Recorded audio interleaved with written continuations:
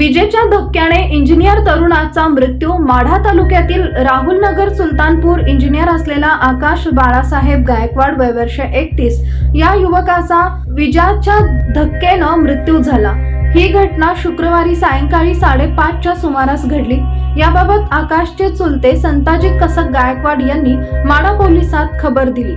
याबाबत अधिक माहिती अशी की आकाश हा इंजिनियर असून शेतकरी कुटुंबात जन्मलेल्या आकाशनं सुखी संसाराचं स्वप्न बघत इंजिनिअरिंग क्षेत्रात शेती परिश्रम घेत होता।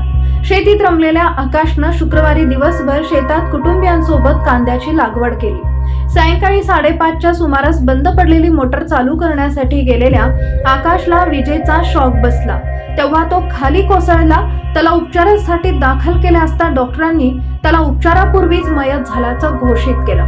आकाशच्या पश्चात पत्नी, आई वडील व 7 ते 8 महिन्याचा मुलगा असा परिवार आहे।